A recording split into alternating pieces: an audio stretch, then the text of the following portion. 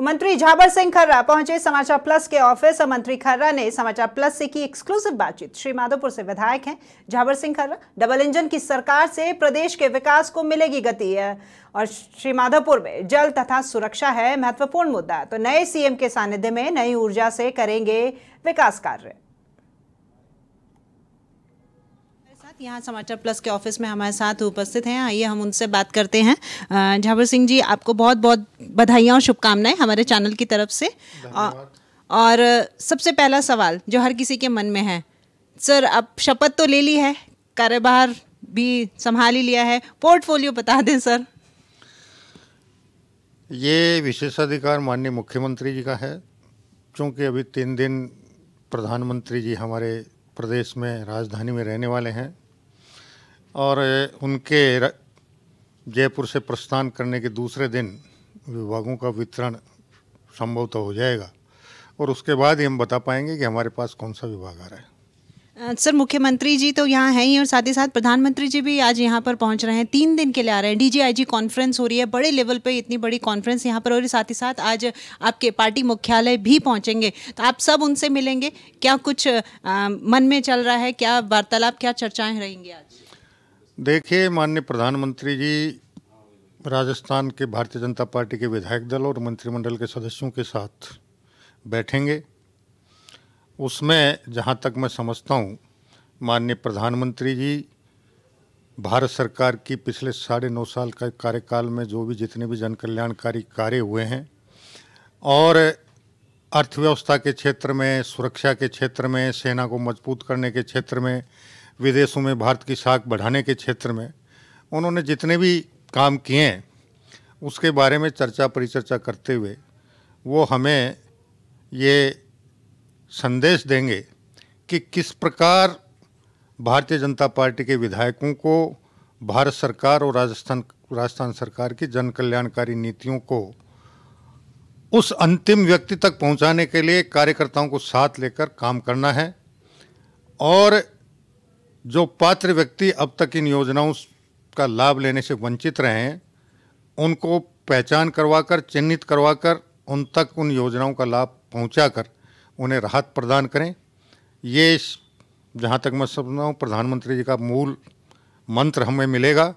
और उसके अलावा राजस्थान में किस प्रकार की समस्या है, पिछले 5 साल में जिस प्रकार की अराजकता की स्थितियाँ रही, कानून व्यवस्था की स्थिति पूर्णतः ध्वस्त रही, भ्रष्टाचार चरम पे रहा, 19 बार जिम्मेदार लोगों द्वारा पेपर चोरी करके और हजारों करोड़ रुपए में बेचे गए, उन सब को किस प्रकार हम समेटते हुए अराजकता की स्थिति को कैसे समाप्त करें, कानून व्यवस्था की स्थिति किस प्रकार सुदृढ़ हो, भ्रष्टाचार पे पूर्णतः अंकुश कैसे हो, व्यवस्था पारदर्शी कैसे बने, इस सब पे चर्चा परिचर्चा करके वो हमें किस प्रकार का आचरण करना है इसके बारे में भी निर्देश निश्चित रूप से प्रदान करेंगे। और प्रदेश की बाकी जो समस्याएं, मूलभूत समस्याएं, उन पे चर्चा परिचर्चा करते हुए उसमें किस प्रकार का उन समस्याओं को दूर किया जा सकता है उस पर भी वो सुझाव आमंत्रित कर सकते हैं।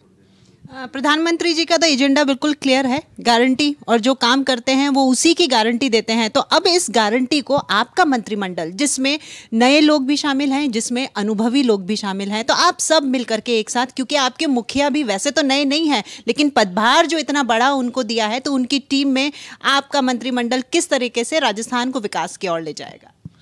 देखिए, भारतीय जनता पार्टी ने चुनाव से पहले जो संकल्प पत्र तैयार किया था उसके कुछ बिंदुओं पे काम शुरू होकर काम पूर्ण भी हो चुका है। हमने किसानों से वादा किया था कि हम किसान सम्मान निधि को दुगनी करेंगे, वो 1 जनवरी से शुरू हो चुकी।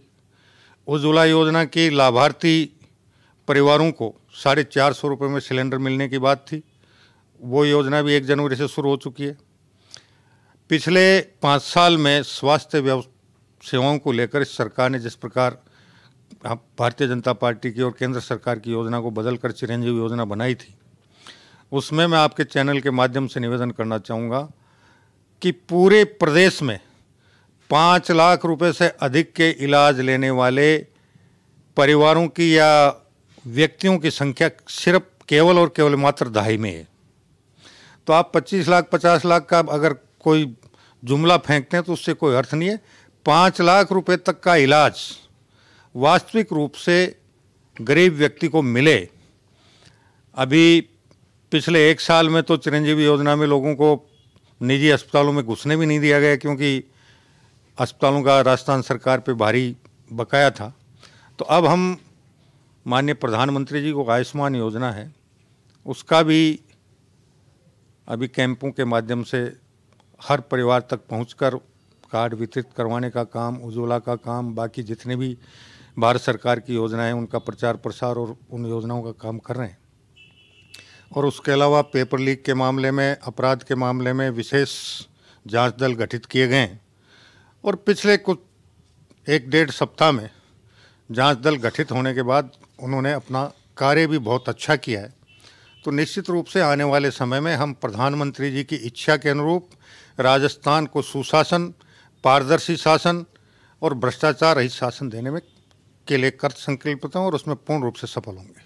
बिल्कुल, आपकी बात से सहमत हैं कि जिस तरीके से सरकार जैसे ही सत्ता में आई है, आते हुए बहुत ही महत्वपूर्ण फैसले लिए गए हैं, चाहे एसआईटी का गठन हो, साथ ही साथ यहाँ पर अपने एंटी गैंगस्टर टास्क फोर्स का भी गठन किया है। लेकिन इन सब कार्यों के साथ में पिछली सरकार में जो कुछ योजनाएं आई हैं, उन योजनाओं के आने के बाद में इस सरकार पे कहते हैं कि खजाना भी काफ़ी हद तक खाली हो गया, तो उसकी भी पूर्ति करना आप लोगों के लिए बहुत बड़ी चुनौती रहेगी।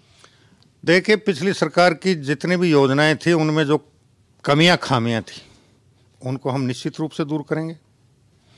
और जिन योजनाओं से आमजन को निश्चित रूप से फ़ायदा मिल रहा था वो योजनाएं निरंतर जारी रहेंगी। उनकी कमियों खामियों को दूर करके उनको दुरुस्त ज़रूर कर सकते हैं। बाकी जिन योजनाओं का आमजन को कोई लाभ नहीं था और अनावश्यक खर्च हो रहा था, उन योजनाओं को ज़रूर हम आगे सोच सकते हैं कि उनको जारी रखा जाए या नहीं रखा जाए। आपके क्षेत्र की बात करते हैं। श्रीमाधोपुर की जनता ने आप पे विश्वास जताया और उस विश्वास के बाद में मंत्री के पद पर भी पहुंच गए, तो ऐसे कौन से मुद्दे हैं वहां श्रीमाधोपुर के जो वहां की जनता को आप सहूलियत देने के लिए आगे उन पर काम करेंगे? देखिए, मेरे क्षेत्र की सबसे बड़ी समस्या के बारे में बात करें तो वो थी पेयजल की। मैंने 2013 से 2018 के विधायक काल में भी इसके बारे में माननीय मुख्यमंत्री जी के जरिए खूब प्रयास किया था। और 2017 में मैं कुमाराम लिफ्ट पेयजल परियोजना के द्वितीय चरण के सर्वे और डीपीआर के लिए धनराशि स्वीकृत करवाने में सफल हुआ था। पिछले शासन के 5 साल में उस पर कोई बहुत ज़्यादा काम नहीं हो पाया, लेकिन अभी 3 महीने पहले ही माननीय प्रधानमंत्री जी ने उसकी वित्तीय स्वीकृति जारी करवाई है। अब उसकी बाकी जो कार्रवाइयाँ हैं, फॉर्मेलिटीज़ हैं, वो पूरी होके हम उम्मीद करेंगे कि मार्च तक टेंडर जारी करवा के अप्रैल से उसे धरातल पर उतरवा कर पेयजल समस्या का आने वाले 100 वर्षों के लिए स्थायी समाधान करें। और इसके अलावा मेरे क्षेत्र में सबसे बड़ी समस्या कानून व्यवस्था और अराजकता की थी, उस पर हमने काफ़ी हद तक काबू किया है। और आने वाले 1-2 महीने बाद श्रीमाधोपुर विधानसभा क्षेत्र को पूर्णतः अराजकता मुक्त और अपराध मुक्त करके और आम लोगों की सरकारी कार्यालयों में सरकारी अधिकारियों द्वारा उनके वाजिब काम की सुनवाई होकर त्वरित निस्तारण हो, हम इसका भी पुख्ता इंतजाम करने में सफलता प्राप्त करेंगे। सर, हर घर नल हो, ये प्रधानमंत्री जी का सपना है और इसी सपने को ध्यान में रखते हुए आगे जो है योजनाएं चली जा रही हैं। साथ ही अगर हम बात करें ईआरसीपी की, तो ईआरसीपी ऐसी योजना थी जिसको कांग्रेस ने कहा था कि हमारी तरफ से शुरू की गई योजनाएं कहीं बीजेपी बंद ना कर दे, लेकिन इसका बहुत सटीक सा उदाहरण यहाँ पर मुख्यमंत्री जी ने आते ही दे दिया इसके ऊपर काम करके। तो ईआरसीपी में भी राजस्थान सरकार ने जिस प्रकार की डीपीआर और बाकी कागजात बनाए थे, उस जानबूझकर उस सरकार ने कमियां खामियां छोड़ी थी। नई सरकार ने आते उन कमी खामियों को दुरुस्त किया, मध्य प्रदेश के साथ समझौता हो गया और आने वाले समय में उस पर कार्रवाई शुरू होकर धरातल पर जब काम होना शुरू होगा तो आने वाले वर्षों में 13 जिलों की पेयजल की समस्या और बाकी समस्याओं का समाधान होगा। सर, आज प्रधानमंत्री जी पार्टी कार्यालय पहुंच रहे हैं, तो क्या कुछ कार्यक्रम रहेगा वो, और साथ ही साथ क्योंकि अब डबल इंजन की सरकार है तो मजबूती और ज़्यादा मिल जाती है आप लोगों को? बिल्कुल, देखिए, भारत सरकार का सहयोग मिलेगा।